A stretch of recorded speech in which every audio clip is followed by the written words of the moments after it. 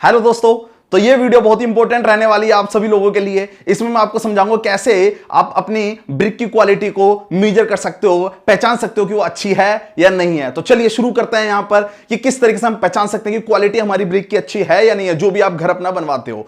तो सबसे पहला फर्स्ट पॉइंट जो याद रखने वाली चीज है, देखिए सबसे पहला, जैसे कि मैं आपको पीछे दिखा भी रहा हूं, मेरे पीछे जो ब्रिक बनी हुई है उसे देखते ही आप पहचान सकते हो कि सबसे पहला पॉइंट, और कुछ पॉइंट्स तो मेरे यहीं से एक पिक्चर से क्लियर हो जाएंगे। देखिए पहली चीज आपको ध्यान रखनी है, जब भी आप साइट पर जाते हो ब्रिक को लेने के लिए बिल्डिंग मटेरियल वाले के पास में, तो आप जब भी ब्रिक को देखो तो ध्यान रखो उसकी शेप कैसी है, क्या वो यूनिफॉर्म शेप है या नहीं है। मतलब शेप का मतलब उसका आकार कैसा है, मतलब परफेक्टली वो रेक्टेंगुलर होना चाहिए, परफेक्टली रेक्टेंगुलर मतलब क्यूबॉइड शेप में होना चाहिए। तो अब क्यूबॉइड शेप में होने का मतलब क्या है कि ऐसा नहीं है कि वो जो ब्रिक है जो आप लेने वाले हो वो इरेगुलर शेप में या बैंड हुई हुई है, झुकी हुई है, वो बिल्कुल परफेक्टली शार्प एजेस के साथ में होनी चाहिए। देखते ही आप पहचान सकते हो ये क्वालिटी ऑफ ब्रिक अच्छी है या नहीं है। दूसरी बात अगर मैं बात करूं तो उसके कलर की, तो कलर जो होना चाहिए वो यूनिफॉर्म कलर होना चाहिए। यूनिफॉर्म कलर का मतलब कैसा है कि जैसे कि मैंने आपको ये फोटो जो या मैंने पिक्चर आपको पीछे दिखाई है, जैसे मैं यहां पर समझा रहा हूं मैं आपको, ये देखिए जो ये ब्रिक का आप कलर देख सकते हो यूनिफॉर्म है, मतलब सभी डायरेक्शन से, सभी डायमेंशन से या सभी सरफेस की तरफ से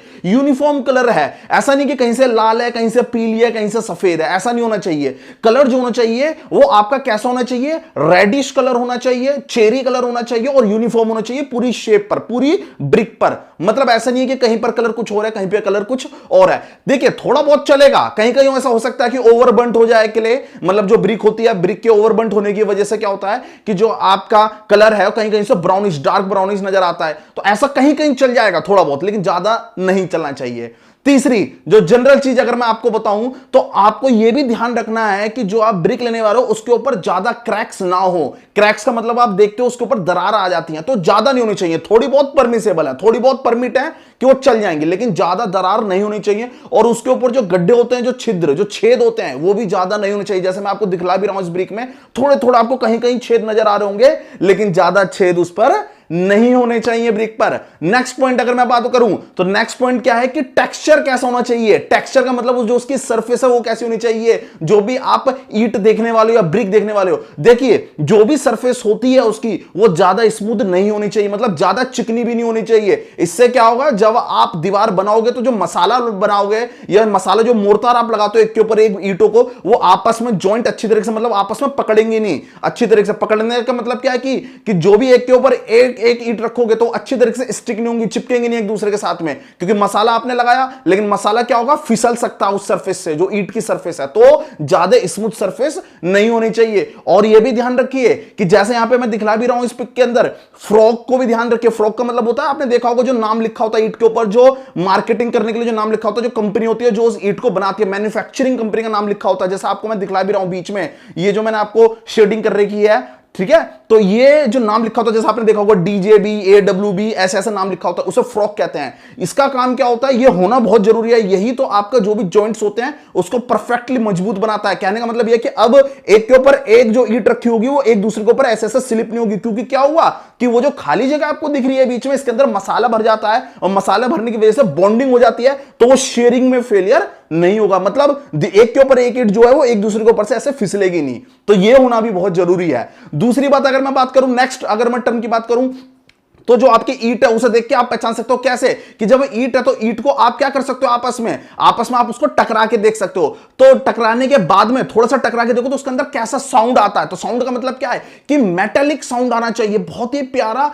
crystal sound, metallic crystal sound आना चाहिए, है ना। रिंगिंग साउंड आना, रिंगिंग की तरह बजना चाहिए। ऐसा नहीं है धम धम की तरह बज रही है ईंट, इसका मतलब वो घटिया क्वालिटी की ईंट है। यहां से भी आप पहचान सकते हो। दूसरा बात यह है कि आप अपने नेल्स से भी पहचान सकते हो। नेल्स का मतलब अपने नाखून से भी आप पहचान सकते हो। उसके ऊपर ईंट के ऊपर ऐसे ऐसे रगड़ के देखिए, तो अगर आपने नेल्स का थोड़ा सा भी रगड़ा और उसके ऊपर ज्यादा निशान छूट रहे हैं, इंप्रेशन बहुत ज्यादा पड़ रहा है, इसका मतलब उसकी क्वालिटी अच्छी नहीं है। जब आप नेल्स आप उसके ऊपर रगड़ोगे तो हल्का फुल्का निशान जो होता है थोड़ा बहुत चलेगा, लेकिन ऐसा ना हो कि ईंट के ऊपर की सरफेस सरफेस बरूदे के फॉर्म में छूट के बाहर निकल जाए। तो ये भी एक पहचानने का तरीका होता है ईंट को फिजिकल साइट्स पे कि किस तरीके की ईंट है। तो ये जो मैंने आपको इंपॉर्टेंट फैक्टर्स बताए, इन्हें देखते ही आप पहचान सकते हो कि हमारी ईंट अच्छी है या नहीं है। अब बात करते हैं इंजीनियरिंग फैक्टर्स की। इंजीनियरिंग फैक्टर्स कौन कौन से होते हैं जिनसे आप देख के पहचान सकते हो? इंजीनियरिंग फैक्टर्स का मतलब यह है कि यदि आप उसको टेस्टिंग करने के लिए आपके पास में इंस्ट्रूमेंट है या नहीं है। तो देखिए, अगर आप एक ब्रिक जो ईंट होती है, ईंट को अगर आप 24 घंटे के अंदर पानी के अंदर डुबो कर रख दो 24 घंटे के लिए, और 24 घंटे बाद अगर आप उसे बाहर निकालो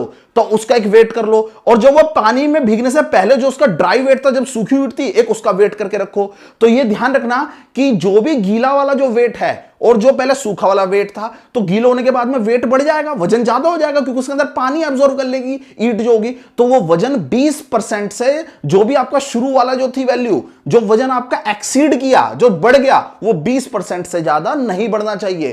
कहने का मतलब यह है कि मान लीजिए पहले जो ईंट थी आपकी, एग्जाम्पल के लिए वो 3 किलो की ईंट थी, एग्जाम्पल के लिए वो कितने किलो की ईंट थी? 3 किलो की। तो अब यहां पर आपको यह ध्यान रखना पड़ेगा कि अब वो वजन आपका 600 ग्राम से ज्यादा ना बढ़े। ये बहुत इंपॉर्टेंट चीज है। 600 ग्राम का मतलब अब 3.6 केजी से ज्यादा की ईंट नहीं होनी चाहिए भिगोने के बाद में। ये बहुत ध्यान रखने वाली चीज है। अगर नेक्स्ट बात बताऊं, लो लास्ट चीज है कि अगर आपके पास में इंस्ट्रूमेंट है चेक करने का, उसकी क्या स्ट्रेंथ चेक करने का, कंप्रेसिव स्ट्रेंथ चेक करने का अगर इंस्ट्रूमेंट है, तो जो भी अगर अच्छी ब्रिक की मैं अगर बात करूं, तो देखिए जो भी अच्छी ब्रिक होती है, मैं एक जनरल बात बता रहा हूं जो हर जगह वैलिड होगी। ऐसा नहीं है कि मैं फर्स्ट क्लास, सेकंड क्लास और थर्ड क्लास ईंट की बात कर रहा हूं, है ना। तो मैं एक जनरल बात कर रहा हूं कि यदि आपकी 7.5 न्यूटन पर mm स्क्वायर की ब्रिक अगर वो इतना कंप्रेसिव स्ट्रेंथ झेल जाती है, तो आप उसको नॉर्मली जो घर बना रहे हो उसमें यूज कर सकते हो घर में। लेकिन फर्स्ट क्लास जो ब्रिक होती है, जो सबसे टॉप क्वालिटी की होती है, उसमें 10 न्यूटन पर mm स्क्वायर तक की कंप्रेसिव स्ट्रेंथ होनी चाहिए। ठीक है, तो ये चीज आपको ध्यान रखनी पड़ेगी। अब ये जो बाद वाले फैक्टर बताएं, ये इंजीनियरिंग फैक्टर हैं। ये कोई जरूरी नहीं है कि आप इनको चेक करो। मैंने जो शुरू में फैक्टर बताया, उन्हीं से आप बता सकते हो कि हमारी ईंट अच्छी क्वालिटी की है या नहीं है। तो मैं उम्मीद करता हूं कि ये वीडियो आपको काफी अच्छी लगी होगी और आगे मैं ऐसी ही वीडियो लाता रहूंगा। ओके, धन्यवाद।